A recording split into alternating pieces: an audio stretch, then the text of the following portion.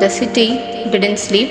It watched, it whispered secrets through the dark, breathed danger into its alleys, and throbbed under the rule of two kings, two men whose names alone silenced rooms.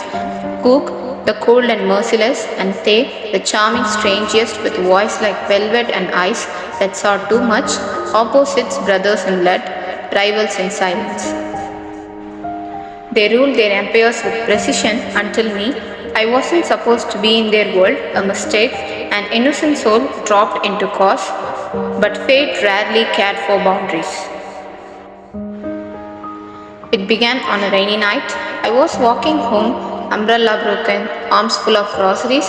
My foot slipped on the wet pavement as thunder cracked above.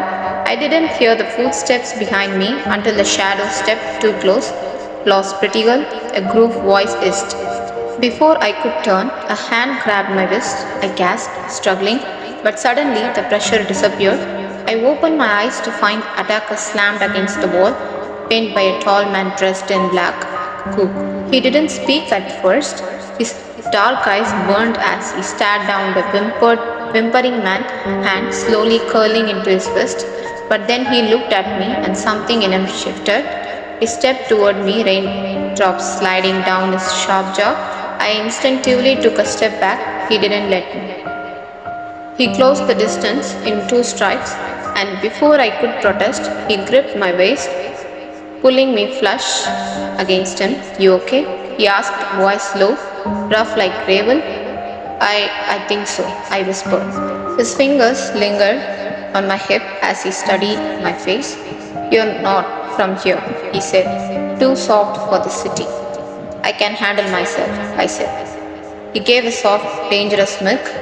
"Doesn't look like it." His gaze dropped to my lips for a split second, and I felt the air around us tighten. "I didn't ask for your help," I said, breathless. "I didn't ask to care," shot back, brushing wet strands of hair from my cheek. "But now that I do, don't go walking in the dark rain."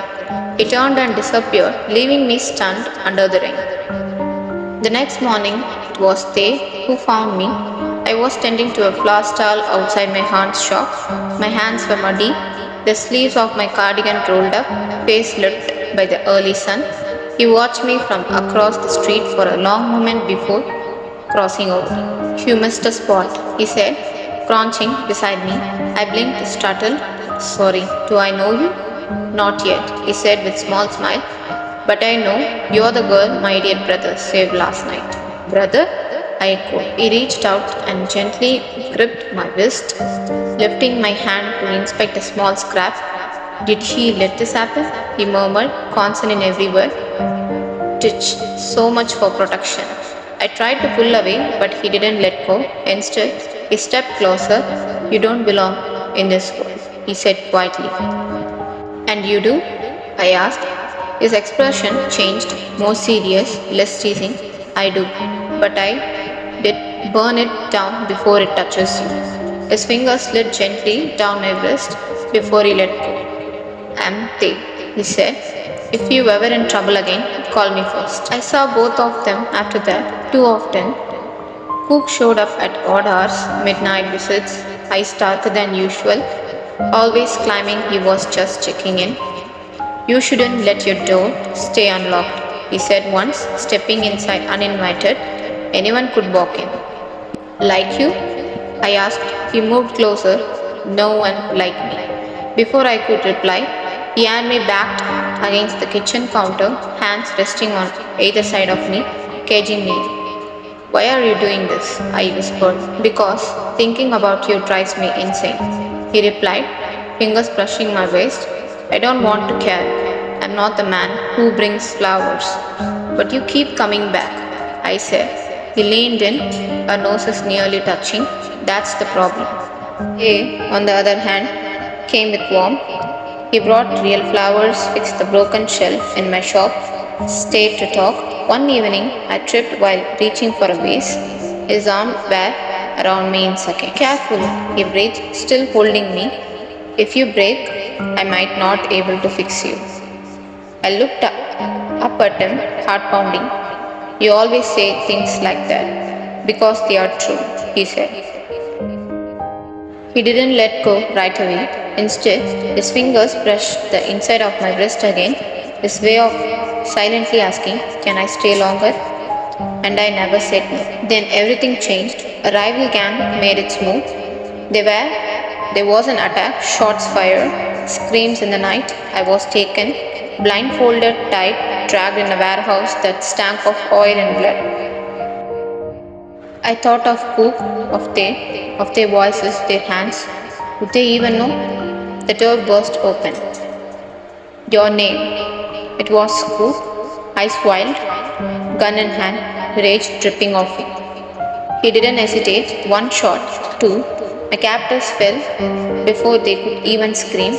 Then he was at my side, cutting the ropes with a trembling blade. Are you okay? He asked, voice shaking. Did they touch you? I nodded, tears falling. I told you I did protect you, he said, pressing me to his chest. No one gets to hurt what's mine. But we weren't alone. Behind us, they stepped in, blood on his sleeve, furry in his steps. You idiot, he snapped at Cook. You could have died charging in like that. She's safe, Cook said, because I tracked her phone when you forgot, Trey replied, pulling me into his arms. You scared. I got her out. I would have gotten her without blood. Their eyes locked, two storms clashing. I stepped between them, hands on both their chests. Please don't fight. Cook grabbed my hand. He doesn't understand.